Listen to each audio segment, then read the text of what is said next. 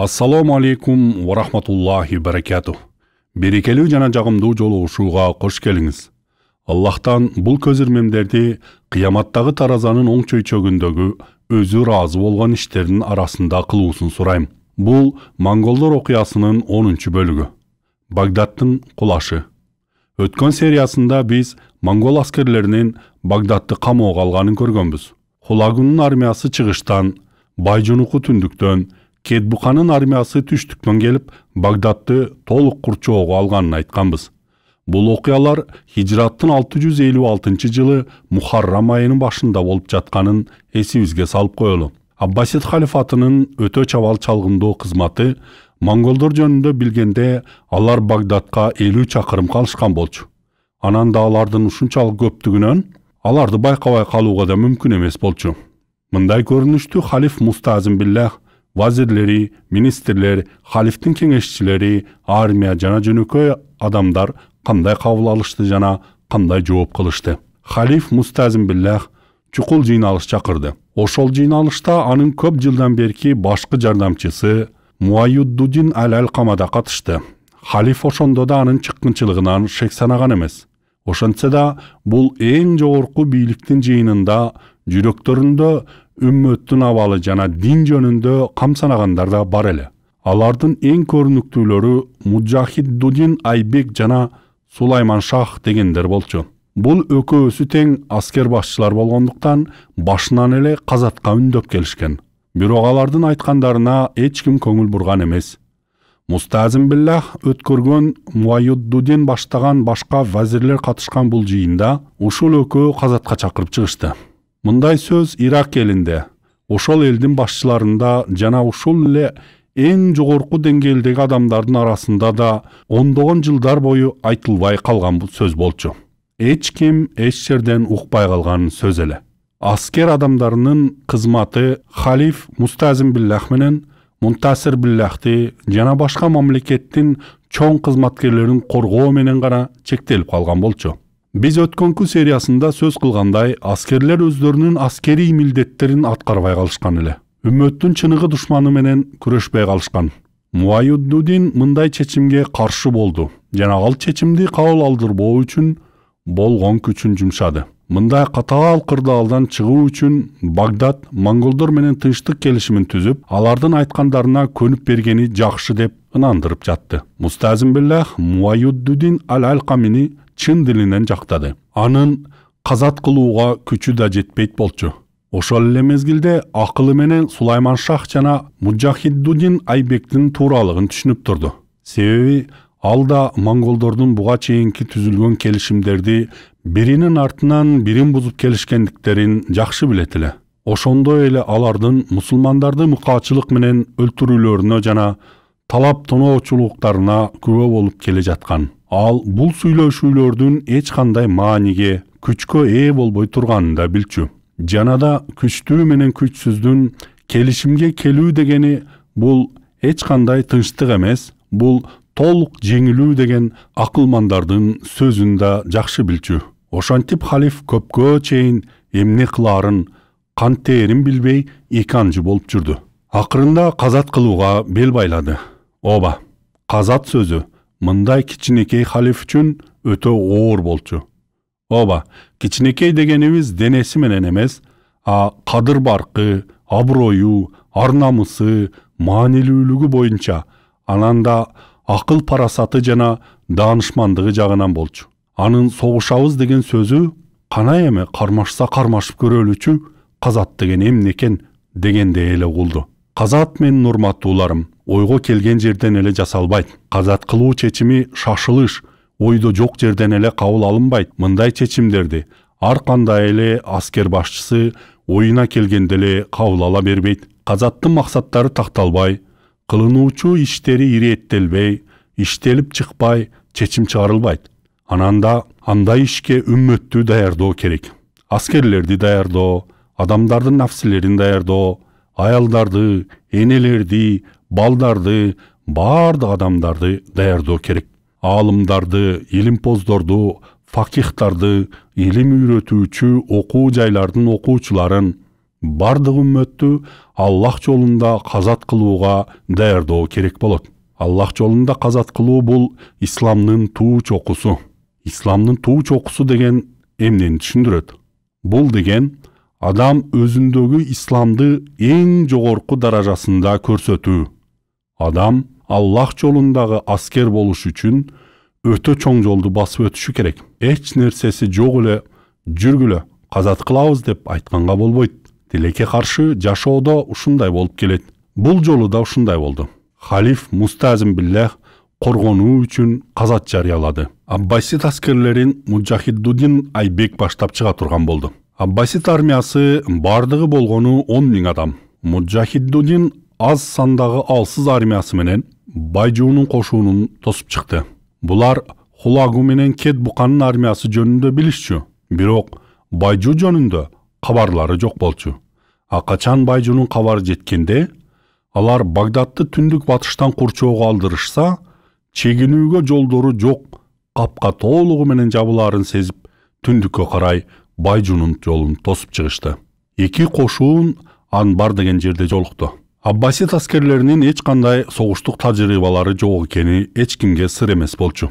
Аларга караганда бул жерлерге биринчи жолу келип турганына карабай, монгол аскерлери бул аймакты жергиликтүү элдерден да жакшы билери белгилүү болду. Аббасид кошуунун Анбар өрөөнүндөгү Мустанкаат деген ойдунга амалкөйлүк менен киргизип туруп, толук талкалашты. Муджахиддудин Айбек жана бир уч адамдар кутулуп кетишип, Багдадка келишти.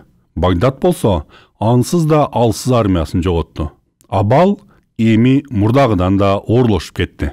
Халиф Мустазим Биллах эмне кылышты билбей калды. Кайдан, кантип Абалды оңдоп кетет. Ушул мезгилде Муайюддудин дүйнөнүн жаңы башкаруучусу Хулагу менен сүйлөшүүлөрдөн башка жол жок деп кайрадан сайрап чыкты. Сүйлөшүү жолу бул өз шаарыңды жоготуп коюудан жакшы. Анан да ал сүйлөшүүлөрдөн кандайдыр бир нерсе өндүрүп алууга болот деп халифти арбап жатты. Акырында халиф Мустазим Биллах сүйлөшүүгө макул болду. Мусулмандар Аббасид мамлекетинин атынан делегация жөнөтүштү. Бул делегациянын мүчөлөрү ким дебейлиби? Биринчиси шиит Муайюддудин, экинчиси христиан Макика болчу. Ушундайды элестете аласыңарбы? Сунниттик Аббасид халифатынын делегациясы 2 киши. Бири шиит, экинчиси христианин. Аббасид халифатындагы иштер ушундай болчу. Алар экөө Хулагу менен жолугушту. Ал да булар менен көпкө чейин сүйлөштү. Хулагу булардын өкөөнө тең Мустазим Биллахты кулаткандан кийин жаңы түзүлгөн өкмөттөн чоң даражаларды убада кылды. Бул эки тырнакчанын ичиндеги даанышман элчилер Багдадка кайтып келишти. Алар халифке Хулагунун убадалары менен шарттарын айтып беришти. Хулагу Мустазим Биллахтай алсыз башкаруучунун эңсегенинен да көп убада кылган болчу. Эң биринчиси ал Мустазим Биллахты өз тактысында калтырууну убада кылды. Албетте, биз баарыбыз монголдордун буга чейинки мусулман элдерин кантип алдагандарын билебиз. Ошентсе да абал ушундай болуптур. Алар халифти өз тактысында монголдордун көзөмөлүнүн алдында калтырууну убада кылыптыр. Андан ары Хулагу өзүнүн кызын Мустазим Биллахтын баласына берүүгө макул болду. Хулагунун кызын мусулмандарга аялдыкка алууга болбой турган мушрик болгонуна карабай, бул Мустазим Биллах үчүн чоң белек болчу. Үчүнчүсү Аббасид халифаты менен түбөлүк тынчтык келишимин түзүү эле. Эми ушул жерден дагы бир жолу түбөлүк тынчтык деген сөзгө көңүл бургула. Буга чейинки ондогон, жүздөгөн ислам шаарларын басып алгандыгына карабай, Кытайдан баштап Иракка чейинки жерлерди толугу менен басып алганынан кийин дагы Хулагу түбөлүк тынчтыкты убада кылып жатат. Төртүнчү убадасы Багдадтын жашоочуларынын коопсуздугуна кепилдик берди. Хулагунун убадасы ушундай болду. Бул убадалардын аткарылышы үчүн Мустазим Биллах эмне кылуу керек эле? Хулагунун кандай шарттары бар эле? Мына ушул жерден көңүл коюп угабыз. Биринчи шарты шаардагы бардык мунараларды кулатуу, чептерди кыйратуу, аңдарды толтуруу жана бардык курал-жарактарды тапшыруу болчу. Мындайча айтканда, шаарда эч кандай каршылык көрсөткөнгө курал-жарак жана буюмдар, курулуштар калбаш керек экен. Монгол лидери Хулагуну ыраазы кылыш үчүн болгон курал-жарактардын баарын бериш керек эле. Экинчиден, халиф бийлигин монгол татарлардын көзөмөлүндө жүргүзүүгө макул болушу керек. Монголдор өздөрү каалагандай бийлик жана тартип орногуча Иракта болушмакчы. Андан кийин өз талааларына кайтып кетишет. Мына ушундай шарттар болчу. Эми бул шарттардын үстүнөн халиф ойлоно баштады. Коюлган шарттар өтө кыйын эле. Анан да бул шарттар өз алдынчалык жок, багынып берүү дегенди түшүндүрөт эле. Халифтин бул шарттарга макул болуусу же каршылыкты улантуусу керек болчу. Башка жолу жок эле. Халиф Мустазим биллах мындай шарттарга макул болсо, балким жанын сактап калаарын билчү, бирок аброюн сактап кала албайт болчу. Андан кийин ал эч качан улуу урматтуу, күч-кубаттуу болбойт эле. Эң жакшы дегенде өмүр бою элдер жаман көрүп, наалат айтышып жашап өтөөрүн билчү. Ошентсе да жашоо, өмүр сүрүү, мына ушул нерсе үчүн ал баарына макул болуп жашоого бекем жармашты. Ал көпкө ойлонду. Ойлору эки анжы болуп чайналды. Аны менен кошо элдери да эки анжы болушту. Ал эч бир чечимге келе албай койду. Мунун баары Мухаррам айынын 12-синен 19-на чейин болуп жатат. Бир жума бою бир чечимге келе албай ыргылжың болду. Натыйжасында Хулагунун ачуусу келе баштады. Шартка макул болушту же согушабызбы деп чабарман жөнөтүп жооп күттү. Халиф болсо жооп бербей создуктуруп жатып Сафар айы кирип келди. Сафар айынын башталышы менен Хулагунун сабыры түгөндү. Чындыгында ал көпкө күтө албайт эле. Себеби Багдадты курчап турган монгол аскерлеринин бир күндүк чыгымы 1000 алтын динар болчу. Бул өтө чоң армия, менин урматтууларым. Алардын жеп ичкени, аттарынын жем-чөбү, анан да алар бул жерде көптөн бери турушат. Ошол мезгилдин мусулман жыл санагы менен Григориан санагына салыштырсак, бул окуялар 1260-жылы январь айында болуп жатканын көрөсүңөр. Суук болуп, кар түшүп, шамал сөөккө жеткидей мезгил болуп калган. Армия мындай катаал шарттарга көпкө чыдай алмак эмес. Ошондуктан Хулагу Мустазим биллахты өз шарттарын кабыл алуусун тездетиши керек болчу. Ошентип Хулагу хижраттын 656-жылы Сафар айынын башында Багдадты оор таш атуучу куралдар менен аткылай баштады. Багдадка бир мезгилде бардык жагынан ядролор менен жалындаган октор жана катапульталар менен таштарды жамгырдай жаадырышты. Ошондой акыбалда бир канча убакыт өткөндөн кийин шаардын чеби канчалык душман алгыстай болуп заңгыраганына карабай, акырындан урай баштады. Ибн Касир Аль-Бидая ва Нихая китебинде ушул мезгилдеги бир окуяны келтирет. Бул окуя ислам коомчулугунун ошол мезгилдеги чыныгы абалын даана ачыктап берет. Ибн Касир бул курчоого алынган тарыхты баяндап жатып мындай дейт. Монгол татарлар халифтин сарайын курчап алышып, туш тараптын баарынан окту жамгырдай жаадырып турду. Ушул жерде төмөндөгү сөздөргө өзгөчө көңүл коюп уккула. Мөндүрдөй жааган октун бирөөсү халифтин көңүлүн ачуу үчүн бийлеп жаткан канизек кыздардын бирөөсүнө тийди. Бул кыз халифтин Арафа аттуу күңү болчу. Жаанын огу терезеден келип тийип, бийчи кыз өлүп калат. Муну көргөн халиф катуу коркуп, көпкө кайгырды. Көңүл бургула. Багдадтын айланасында 200 000 монгол аскерлери курчоого алып турса, шаарга катапульталар менен таштар, ядролор атылып, октор жаап жатканда, Багдадтын чеби талкаланып кулаганы калганда, халиф өз сарайында бийчилердин бийин тамаша кылып отурат. Мындай бий мусулмандардын сөөгүндө бийленип жатат да. Ирактын ушундай кыйроо алдындагы акыбалына карабай, канчалаган жамандыктардын болуп жатканына карабай, кыргынга, мечиттердин өрттөлүшүнө, үйлөрдүн өрттөлүшүнө, мусулмандардын мал-мүлктөрүнүн таланышына карабай, халиф болсо көңүл ачуучу оюндарды ойноп, сарайында шапар тебилип, бийчилердин бийлегенинен ушундай кыйын кезеңдерде баш тарта албай келет. Ошентип терезеден кирген жаанын огунан Арафа аттуу күңү мерт болду. Халифтин күңүн өлтүргөн жаанын огунда бир сөз жазылган экен. Ал сөздү монгол аскерлеринде кызмат кылган мусулмандар жазган эле. Жаанын огунда качан жараткан өз эркин жана жазмышын ишке ашыраарда Ал акылдууларды акылынан ажыратып коет деп жазылыптыр. Субханаллах. Өтө жумшак айтылган сөз. Бул сөз ошол мезгилдеги мусулмандардын абалын өтө так жана даана сүрөттөп берет.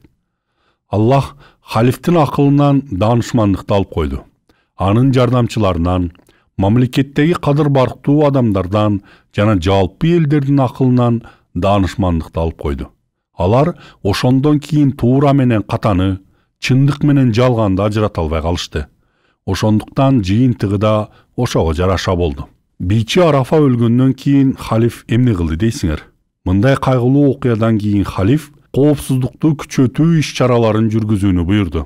Тактап айтканда, сарайдын айланасындагы тосмолорду бийиктетүүнү жана көбөйтүүнү буйрду.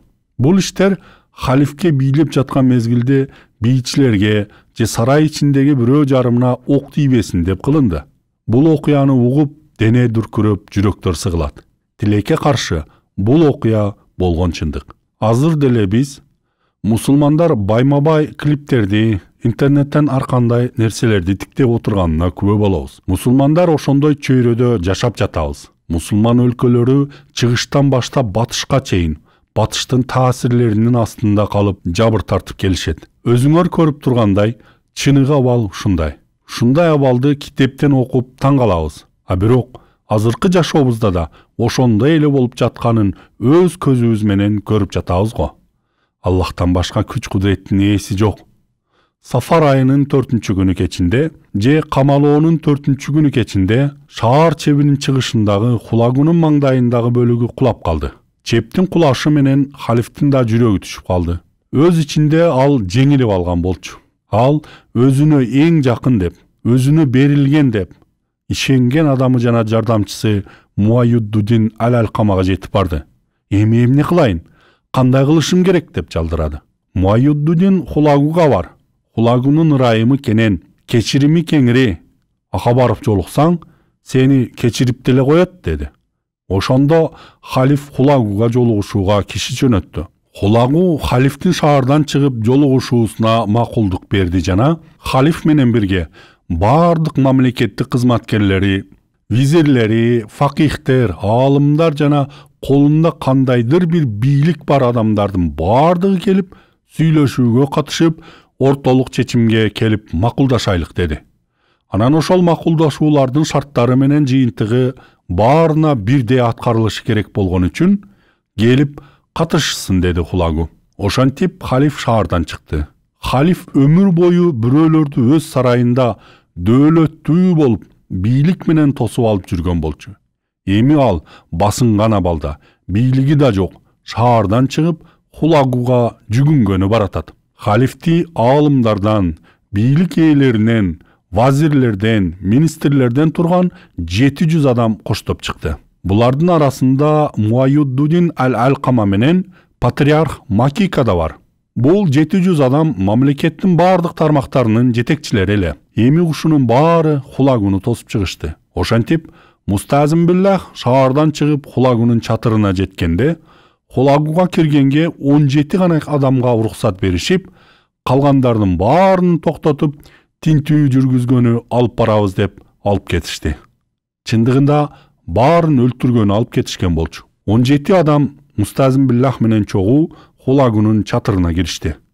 Чатырга кирип сүйлөшүү башталганда халиф Хулагунун Муайюддудинге өзүнөн да өзгөчө мамиле кылып жатканын көрүп, ушунча жылдан бери Муайюддудиндин аны мурдунан сүйрөп, алдап келгенин билбегенин жана бир да шектенбегенин түшүнөт. Ооба, Мустазимди актап болбойт. Ал көрөгөч, даанышман болуш керек болчу. Эгер сен Аббасид халифатындай чоң мамлекетти башкарсаң, мамлекеттик иштерди кимдерге тапшырып жатканыңды өтө дыккаттык менен текшерип жүргүзүш керек болчу. Сени жандап жүргөн адамдарды тандоодо өтө жоопкерчилик менен жогорку талаптарды коюш керек эле.